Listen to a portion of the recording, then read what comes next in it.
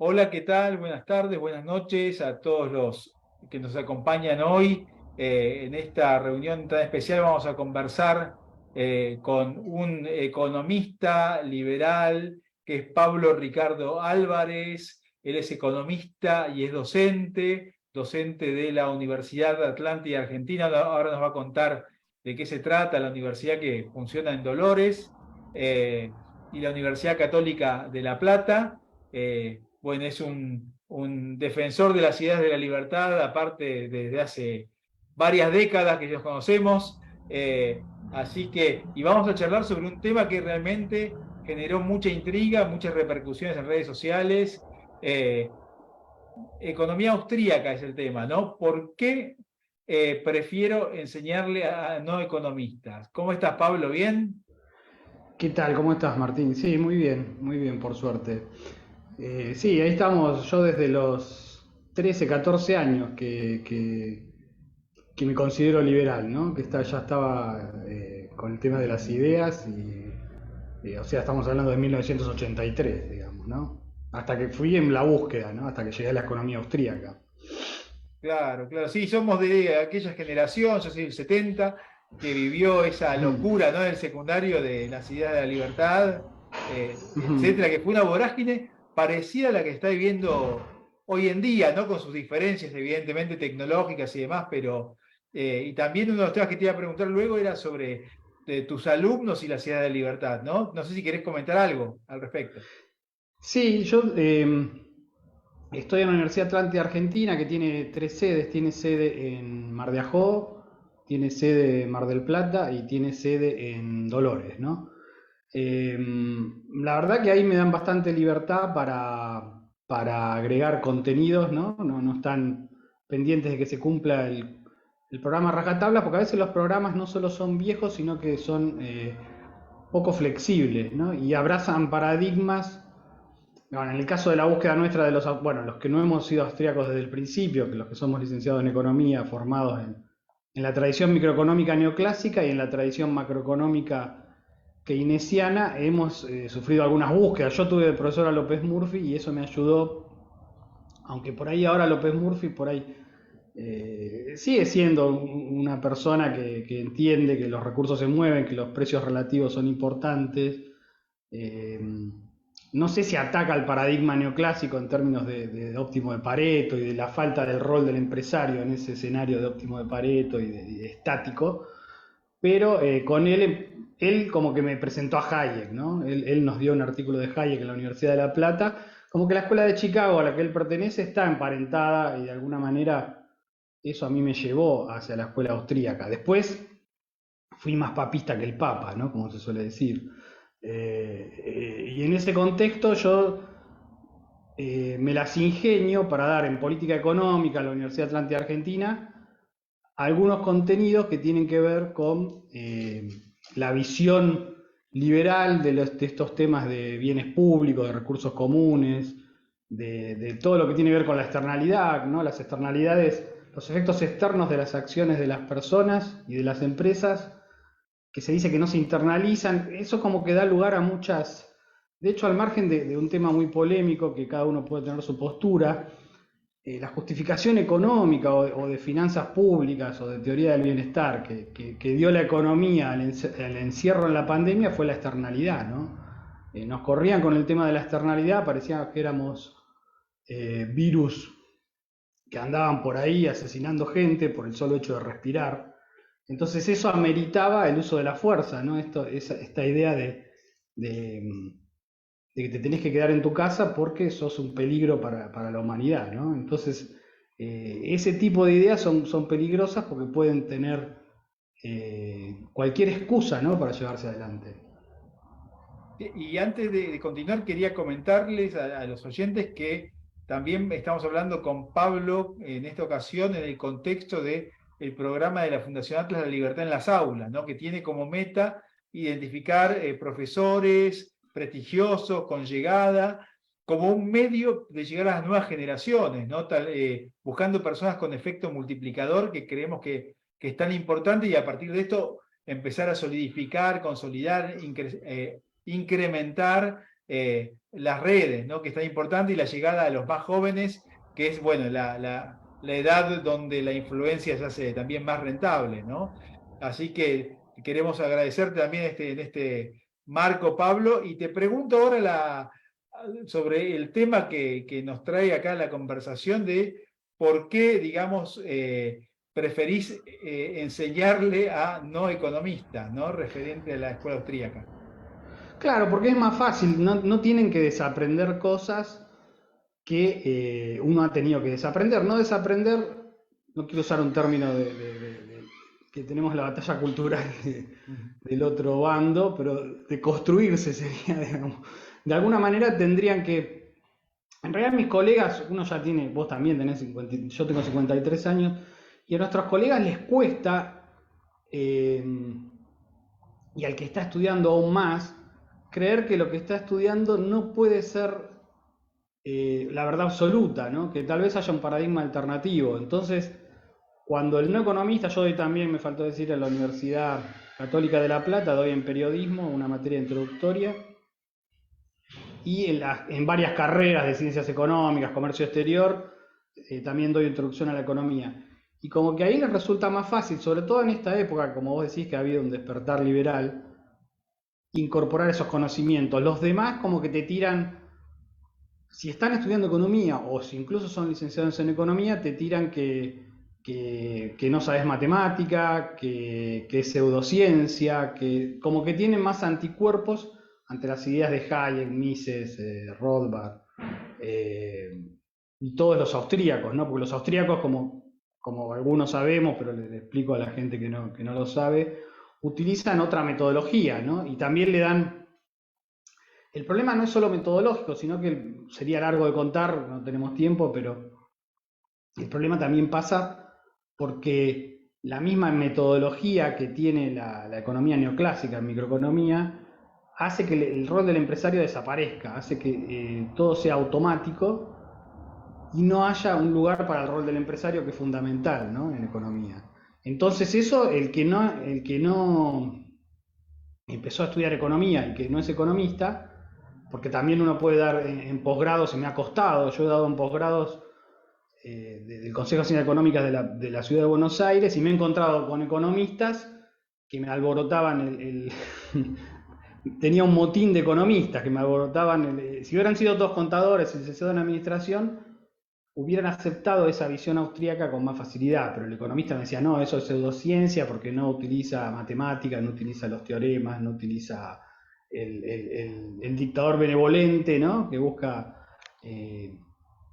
evitar las externalidades, proveer bienes públicos. Entonces, ahí resulta mucho más fácil con la gente que no es economista, ¿no? O no va a ser economista. No, no, lo que vos decís es muy interesante porque realmente Mm. hace algunas décadas hablar de escuela austríaca era como anunciar que seguías a la escuela austríaca era el paso previo a que te menosprecien académicamente, ¿no? Eso no es Ujú. economía, ¿no? Por ejemplo, en las universidades y demás. Y ahora pasa todo lo contrario. Ah, escuela austríaca, qué bueno, qué interesante, estoy empezando a leer, te dicen, ¿no? Sí. Bueno, y los chicos ni hablar, que están todos absolutamente inmersos en lo que es la escuela austríaca de economía, y también las implicancias de unas visiones que no es exactamente la escuela austríaca, pero visiones como el public choice, ¿no? Que es la Ujú. aplicación, digamos, el axioma de maximización de utilidad a otras áreas, ¿no? Porque del conocimiento, no solamente el área cataláctica, digamos, ¿no? Sino Claro. el resto. Sí, sí, sí, totalmente. Totalmente, porque ahí también se ven los problemas de la democracia, ¿no? En algún momento, también cuando se habla de vínculos hegemónicos, de vínculos contractuales, cuando las relaciones se imponen por la política y no por los mercados libres y los contratos, eh, lo que tiende a haber es una situación que a la larga, si no hay estos rebrotes liberales, terminan donde la gente se vuelve cómoda y busca siempre favores del Estado, ¿no? Entonces, como eso sí lo decía López Murphy hablaba de la teoría de la piñata en muchos de sus discursos, ¿no? La piñata donde todos ponemos caramelos y todos tratamos de sacar caramelos de ahí. Entonces, a la larga, nadie quiere poner y todos quieren sacar, ¿no? Y eso y eso termina en un colapso inflacionario, en definitiva, porque todo el mundo quiere que aumente el gasto público, pero nadie lo quiere financiar. Así que, sí, los temas institucionales son importantes, que a veces se descuidan. En la Universidad de La Plata se da un poquito de economía institucional, hablar de las instituciones, de los órdenes espontáneos, todo ese tipo de cosas que son interesantes para comprender los fenómenos económicos, ¿no? Y te Bueno, consulto tu visión a lo largo de las décadas, de las últimas décadas, respecto de lo que es la economía argentina, si vos ves que ha habido mejoras y también de el pensamiento de la sociedad civil respecto de las instituciones económicas, ¿no?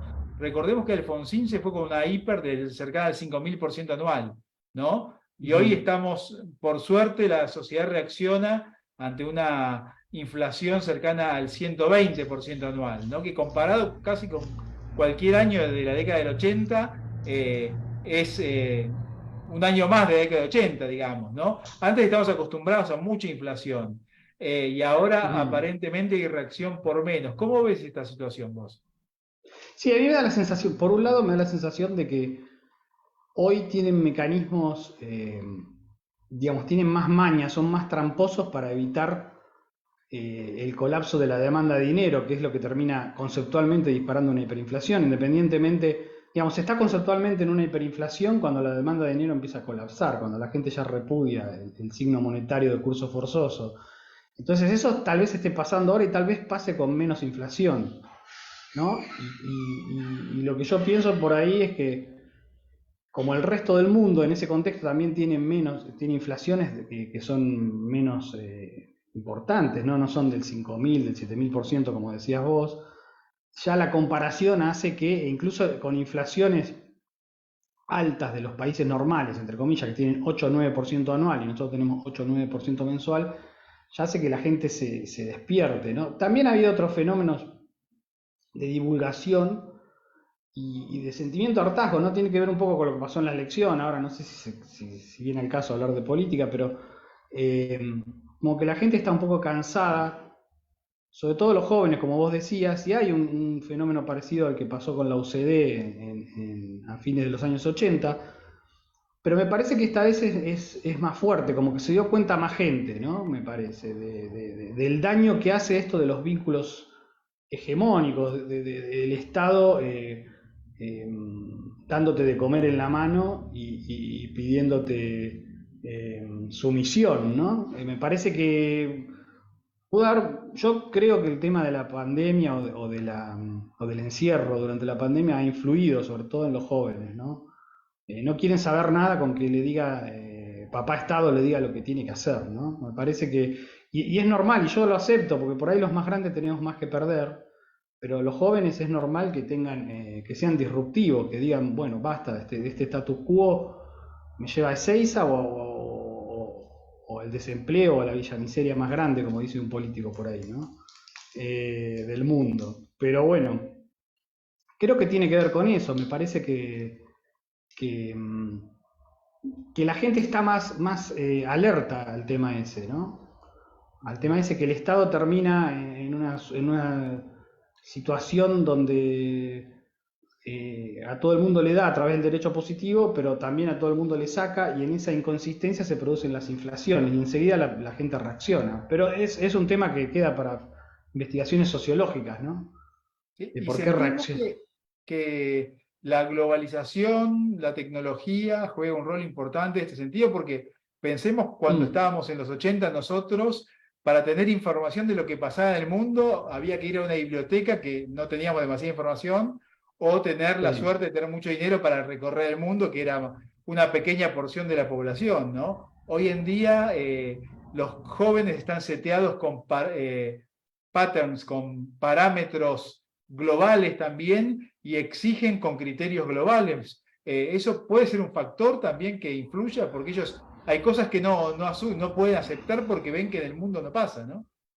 Sí, totalmente. Hay cosas que yo las veo, porque ya además las veo venir como viejo economista, pero aparte los más chicos, los chicos incluso de 12, 13, 14 años, están todo el tiempo informados y hay influencers y youtubers y demás que les están contando las cosas todo el tiempo, ¿no? En eso coincido con vos, sí, es así.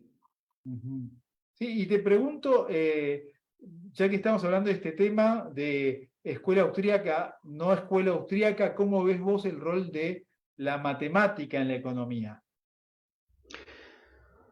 Bueno, el rol de la matemática en la economía, por ahí es interesante analizar y describir, hacer una descripción de la economía a través de variables y de matemáticas de algún que otro modelo, pero por ahí lo que no es correcto es matematizar y automatizar los comportamientos de seres humanos y de empresas dirigidas por seres humanos y volverlos funciones matemáticas, ¿no? El tema de que se vuelva una función matemática, como bien dice von Mises, no es algo correcto para interpretar la acción humana, ¿no? Lo que pasa es que, en definitiva, como pasa en macroeconomía, llega un momento que las instituciones son influenciadas y lo que se llama a veces la batalla cultural permea todas las universidades, que en definitiva la gente se termina automatizando. Un ejemplo es cuando hay alta inflación, si bien todos los economistas austríacos sabemos que los costos no determinan los precios, sino que los precios determinan los costos, ¿no? En el sentido que si uno tiene un negocio, para hacer el pricing va a buscar un precio relacionado con los sustitutos de lo que uno produce.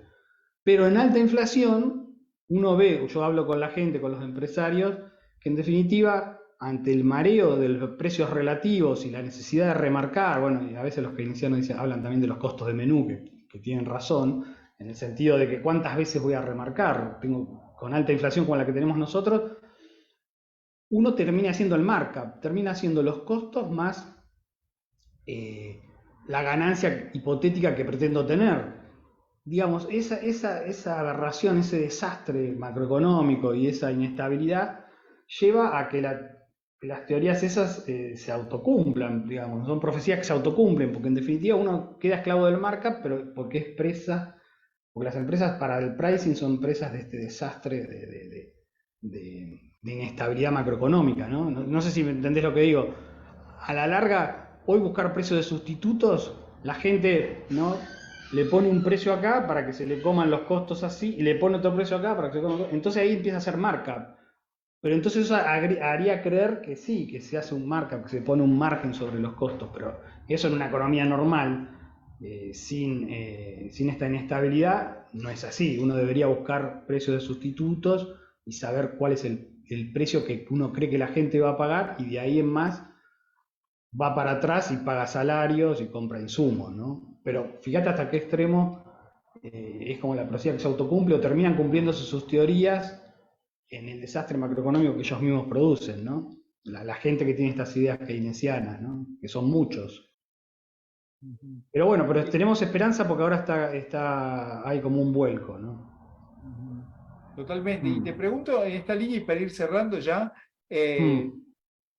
lo has comentado en parte, ¿no? Pero cómo la inflación, más allá de distorsión, de destruir el poder de compra de los ciudadanos, del consumidor, distorsiona los precios relativos y las consecuencias terribles que tiene en el mediano y largo plazo esto.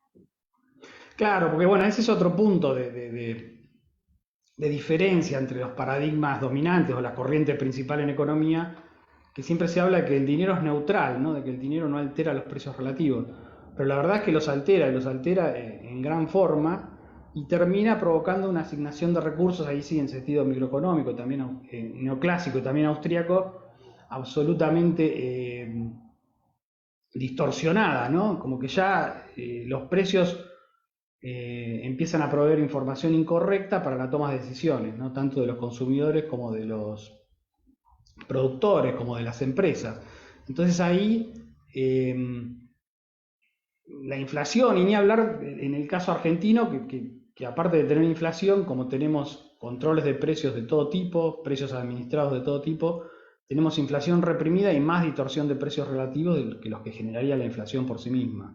El Estado, al tratar, las autoridades económicas, al tratar de evitar la caída del poder adquisitivo, o como se suele decir, para abaratar la mesa de los argentinos, hace aún más daño sobre esos precios relativos, ¿no? O sea que el daño es doble en ese caso.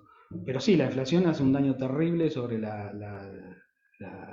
el vector de precios relativos, ¿no? Y produce terribles errores en las decisiones, ¿no? Que ya no sería solo, ni hablarlo de la tasa de interés, que es un precio importantísimo que se habla cuando hablamos del ciclo económico austríaco, pero bueno, eso ya como que para nosotros es no un tema menor, pero tenemos tantos problemas por todos lados que sería un tema más. Tal cual, Pablo. Mm. Muchísimas gracias por la posibilidad de charlar con vos. Pablo, hemos charlado con Pablo Ricardo Álvarez, economista y docente. Él es parte del programa La Libertad en las Aulas, también de la Fundación Atlas. Te agradecemos mucho y bueno, queremos decirle a todo el mundo que esta entrevista va a estar inmediatamente disponible en Facebook y en un rato en YouTube y en las demás redes también. Así que Pablo, muchísimas gracias. Bueno, muchas gracias a vos, Martín. Nos vemos. Hasta Nos luego. vemos, hasta luego. Chao, chao.